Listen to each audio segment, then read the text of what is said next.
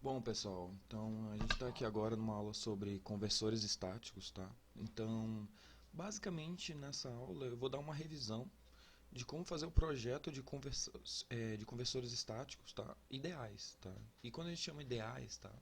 Eles envolvem essas características que eu vou mostrar aqui agora. Só deixa eu colocar aqui, né? Que são essas características aqui.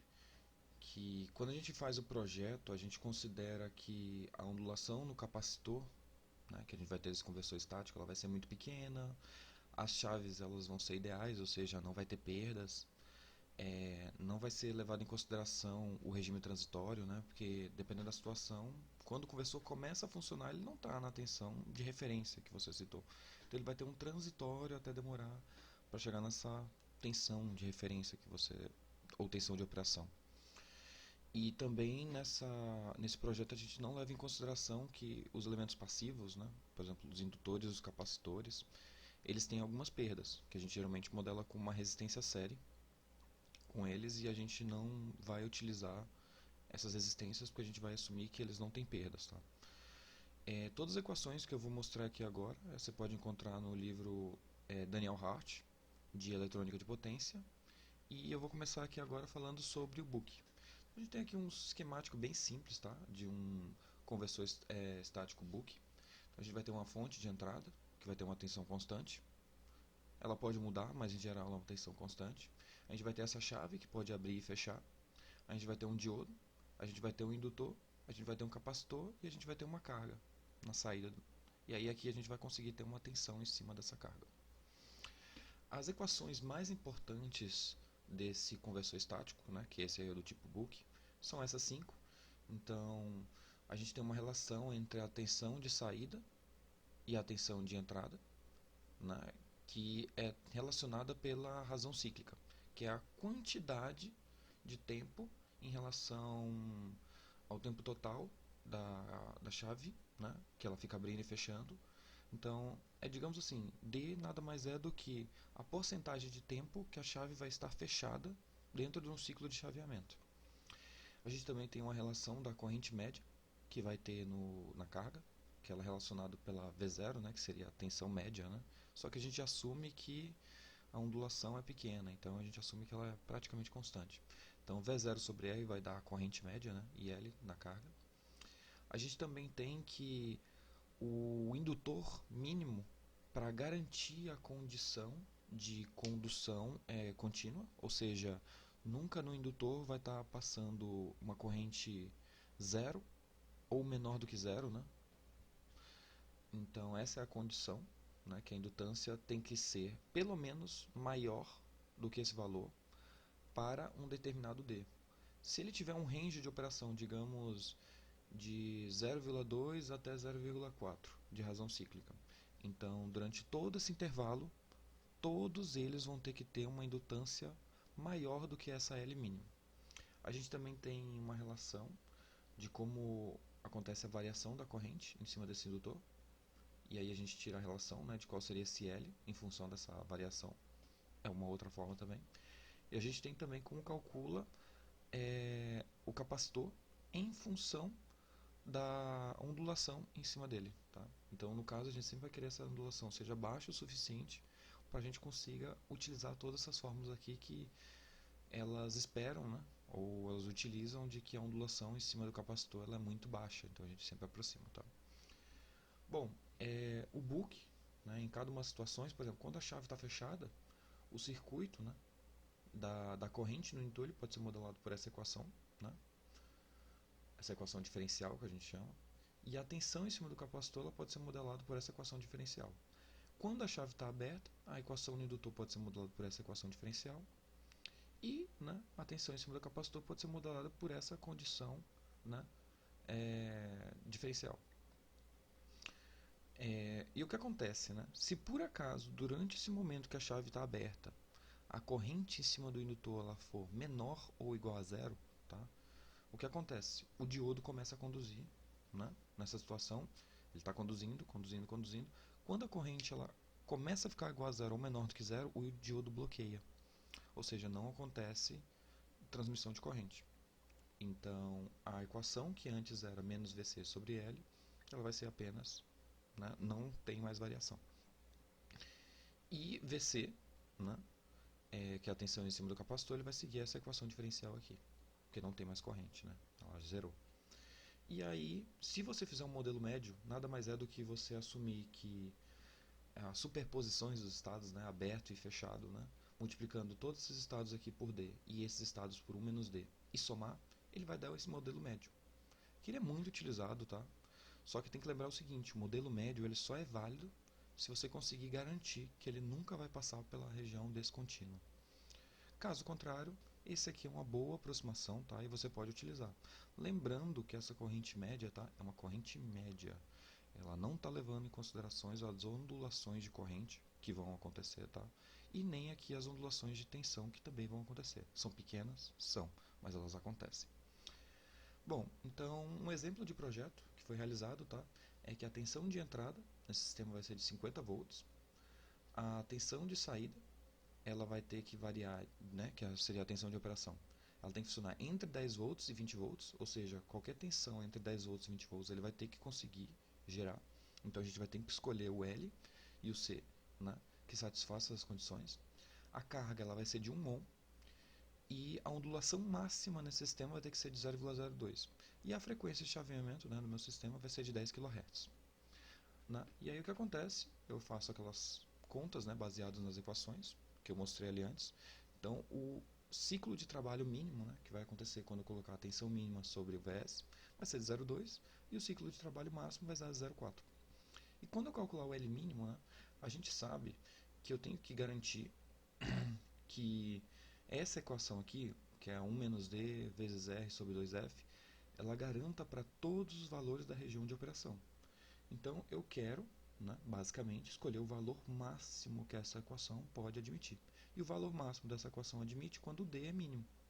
Então eu substituo aqui, né, o máximo de 1 menos D mínimo sobre R sobre 2F, não precisava colocar esse máximo aqui, que vai dar uma indutância de 40 microhenries. Fazendo a mesma coisa para o capacitor, né, também seria 1 menos D, só que onde essa equação aqui dá o valor máximo é quando D é mínimo, que vai gerar um capacitor de 1,25 milifarad, tá? Então é um capacitor relativamente grande, tá? Bom, dado todas as equações, né? E eu só aqui exemplifiquei colocando um gráfico, tá? Então aqui digamos que é o gráfico da indutância com o tempo, não, em função do duty cycle. Então quando o duty cycle é zero, é onde a minha indutância mínima é máxima, né? E quando ele é 1, é quando ela é igual a zero. Então essa aqui é a minha região, né, onde ele vai operar. Né? E os valores de L é representado por essa linha. Então, para garantir que ele opere em toda essa região, eu tenho que garantir que pelo menos a minha indutância tenha esse valor. Para garantir que nesse ponto de operação aqui, ele esteja funcionando da maneira adequada, que seja na região contínua. Bom, para fazer isso, eu montei esse sistema, né, no MATLAB, que eu vou mostrar rapidamente funcionando. Mas óbvio, né, eu vou disponibilizar todas essas coisas, né, todos os slides, o projeto e tudo. Então aqui é um bloquinho de função que vai modelar o sistema utilizando o modelo médio. Aqui ele vai utilizar um modelo completo, que é resolvendo exatamente as equações diferenciais, né, que a gente utilizou. E aqui é o circuito, né, que o MATLAB ele fornece para a gente simular. Mas basicamente escondido, tá, por trás desse circuito, ele resolve realmente uma equação diferencial, muito parecida com essa aqui que está aqui. E aí tem os scopes e tudo, tem um gerador de PWM, que ele vai injetar essa função na chave, para ficar abrindo e fechando. E aqui ele está mostrando alguns dados, tá? Nada demais. Então vou mostrar aqui rapidamente o relatório. Bom, então aqui eu tenho um relatório, tá? Que também vou disponibilizar. Então já aqui tem o circuito que ele está exemplificando. E aqui ele já começa a mostrar as formas de onda que eu vou mostrar no MATLAB, tá? Mas só para exemplificar, uma forma de você garantir que ele está funcionando da maneira correta e todo o projeto está sendo adequado, você vai testar valores, né? Então quando eu testo D igual a 0,2, ele vai ter umas formas de onda, e que a gente pode ver, né, que quando dá D igual a 0,2, a gente percebe que ele já trabalha na região aqui, ó, praticamente, né, quase entrando na descontinuidade, né, que é o nosso limite do sistema, ou seja, a gente está fazendo realmente que quando o D é mínimo, ele trabalha no limite da continuidade, né? Tá vendo aqui a corrente? E a tensão está lá, né, ondulando, mas sempre perto dos 10 volts, que é a tensão que ele deveria funcionar. E Pronto, tudo bem, né? A gente só analisa o projeto para verificar se tudo está de acordo com o esperado, e realmente estava de acordo com o esperado. E quando a gente coloca D igual a 0,4, tá? Ele vai fazer a simulação e aqui a gente já percebe que ela está ondulando em torno de 20 volts, né? Que foi o projeto, né? Foi o que foi solicitado, com uma ondulação bem pequena de 0,1 volts aproximadamente. E a corrente ela já não está mais próxima, né? Da corrente zero, né? O que a gente já percebe que para esse ponto de operação, né, dessa tensão, ele está trabalhando um pouco mais distante do limite, que a gente chama de limite da continuidade, né? Então, enfim, todo o projeto aqui já demonstra que está bem correto, mas eu vou mostrar a simulação. Vou entrar aqui no MATLAB, tá? Então aqui é o nosso projeto. Então aqui eu posso basicamente ver as equações, tá? Então é bem simplesinho, tá? As equações que fazem o modelo médio. Uma equação aqui um pouco mais complexa, tá? Que leva a descontinuidade, mas eu não vou entrar em detalhes. Se você quiser entrar mais em detalhes, você pode ver no livro Daniel Hart, que ele mostra como é que funciona o sistema se ele estiver na operação descontínua. Eu também tenho o modelo completo, tá? Que é basicamente resolver aquelas equações diferenciais, tá? Então aqui ele tem uma forma de resolver essas equações. E quando eu dou play aqui na simulação, tá? Ela não demora muito para acontecer. Eu posso comparar, tá? As equações. Só vou tirar o barulho aqui para... Eu posso verificar uma comparação entre o resultado do meu sistema, né? A corrente do meu circuito propriamente dito e da tensão, com as variáveis do meu modelo completo, tá? Que é resolver as equações diferenciais. E aqui em cima eu posso fazer uma comparação entre as variáveis do meu modelo completo, né? Que seria V e I, com os valores do modelo médio. Tá? Então ele está realizando a simulação. Eu vou aqui para olhar o primeiro gráfico. Então esse aqui é o gráfico quando a tensão ela é o ciclo de trabalho é 0,4. Então a gente está vendo aqui a tensão próxima de 20, né? Como a gente percebeu lá antes. E a corrente também sempre circulando próxima de 20, né? Com uma variação relativamente grande, né? Se eu colocar aqui ele vai mostrar que a gente tem uma variação pico a pico de quase 30 amperes. Então essa é a comparação entre as tensões de modelo médio e as tensões propriamente ditas dos circuitos, né? Como eu disse, né? Quando a gente trabalha com modelo médio, a gente está utilizando uma aproximação, tá? Não é que aquele corrente, a tensão, vai ser exatamente aquele valor do modelo médio, mas é uma boa aproximação para você utilizar ela num circuito. E aqui é a comparação entre o modelo completo e o modelo de circuito. Então a gente percebe aqui pelas curvas, né? Eu vou dar um zoom, vou dar aqui, você percebe que praticamente elas estão uma em cima da outra, você nem consegue enxergar aqui, né? Elas estão bem em cima da outra, então você não consegue nem enxergar a simulação. A mesma coisa para a tensão. Elas estão tão em cima da outra que você mal consegue enxergar. Teria que dar um zoom bem grande e essa aproximação, às vezes, mesmo dando um zoom muito grande, você não consegue enxergar. Ó, eu dei um zoom muito grande para você ver como é grande a aproximação. Às vezes é micro de amperes, ou seja, a gente percebe que a gente está utilizando um modelo extremamente adequado para simular o sistema de forma real. Bom, é isso do book.